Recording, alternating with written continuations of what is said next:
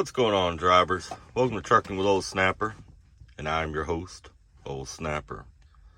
I'm going to try to do this video, and then, of course, I am my own video man, so I'm holding my camera and doing this. But this is, I'm going to do the basics on a QualComm or Omnitracs, same thing.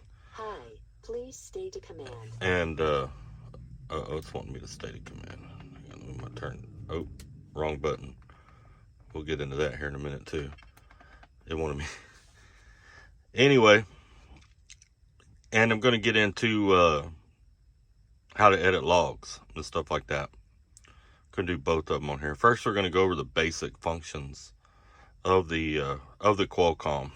Well, as y'all saw, this right here, this button here, you can turn the brightness down. I do that at night when I'm driving sometimes. But remember, if you turn the brightness down, you want to turn the volume up. That way you can hear when you get low on hours, right? But it gets pretty bright. And the volume does get pretty loud. I usually keep the volume down almost off. But that's to control that. There is a USB port on this side if you want to use a wireless typewriter or whatever you call it, keyboard, wireless keyboard, and also the reset buttons on this side too if this thing ever freezes up on you. All right, so this warning right here, when it comes up, this always pops up.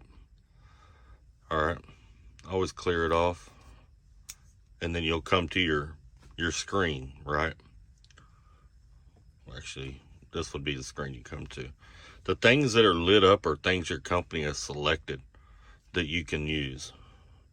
You know, like there is a workflow. I know if you work at Tyson, they use PeopleNet, but they have workflow there too. That's where it automatically does your arrived calls and stuff like that. There's a user manual in here if you ever run into issues. Diagnostics if you're having trouble. Settings, you can change the language and different things like that on here.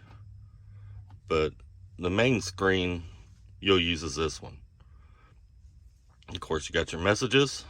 That's your inbox. Outbox will be everything you sent.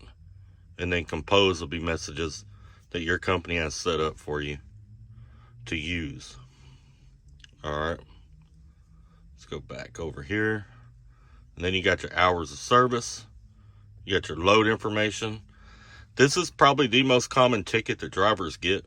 It's not filling out this right here or not having it current. It's extremely common.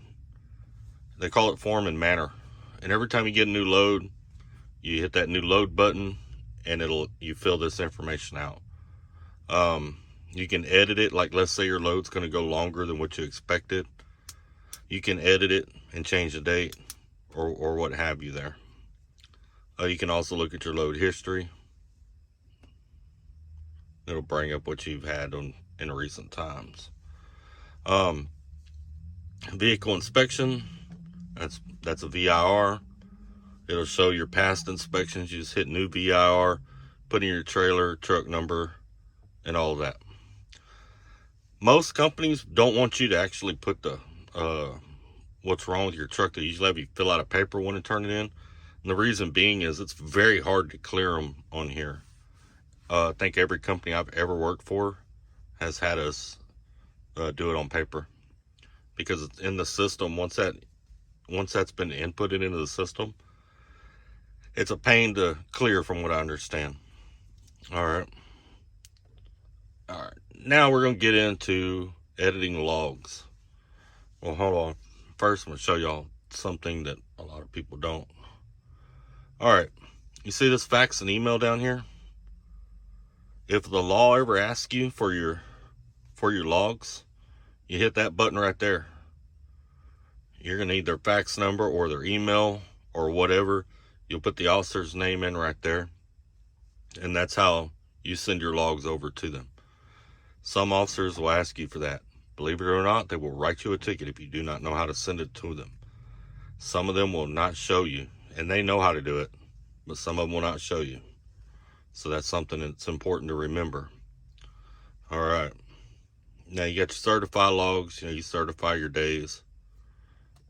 It's pretty simple. Remember, it's the same as when we were on paper logs back in the day, you signed them. That's the same thing. All right, you got your summary. That's what you got on your 8, what you got on your 11, what you got on your 14, what you got left on your 70. Of course, your graph, day log. All right, your 8-day log. Now you see here, I got a restart in there. All right, but whatever's down here is what you're getting back tonight at midnight. But since I got a restart in there, I got 1, 2, 3 more days before I'll start gaining hours. But whenever this set of hours gets right here, once I'm past that reset, whatever's right here is what I'll gain at midnight. That's the way that works. All right, now editing logs. It's pretty simple. All right, let me go down here. Now, one thing you want to remember is your location. You want to remember where you were at, because it's going to ask you to put that in there. But if you wanted to edit a log, like let's say I wanted to edit this, I just click edit. Now it's my pre-trip inspection. Now obviously you can't edit drive time. You can only edit off duty time, on duty time, and sleeper berth time. But let's say you put it in here and it was way too long. Like let's say you put yourself on pre-trip inspection. You did your pre-trip inspection. Something came up. You had to use the restroom. You run inside the truck stop, use the restroom. You decide to grab a bite to eat while you're in there right quick. You forget that you're still on pre-trip out here. Let's just say. You can come back and you can edit some of that time out to what your actual pre-trip was. And that's what the split button is right there. And then you can edit the times, like when it ended, and then it'll put the extra down here, and you could take that extra and go sleeper berth or off duty or whatever you wanted to do. And you always want to make sure that town's right, remember? And then you come in here, put your remarks in, and it gives you multiple options, in case there was more than one thing going on.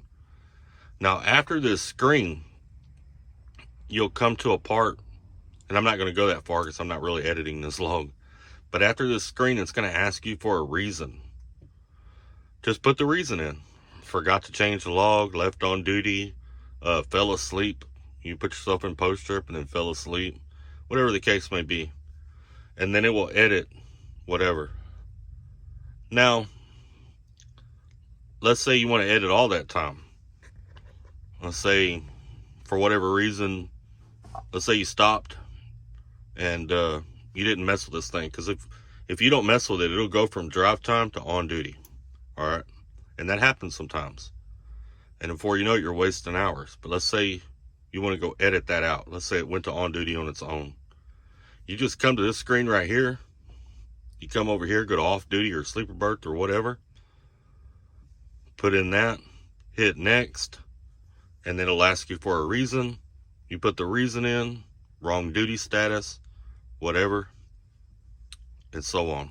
But I don't want to do that either. So I'm going to go back to this screen. Well, that's the basics on QualComm. And anytime I'm going to go home, just press the home button. It'll bring you back right there. That's the basics on a QualComm. I hope this helps some of y'all. I know especially if you're new, it can be a pain in the butt. Or if you haven't edited your logs in a while, or you've been on a different system and you're going to work for a company that's using this system. Hopefully this video helps you. I appreciate y'all. Y'all stay safe. Be good to one another. Remember, we are all family. Don't forget to like and subscribe, and keep trucking.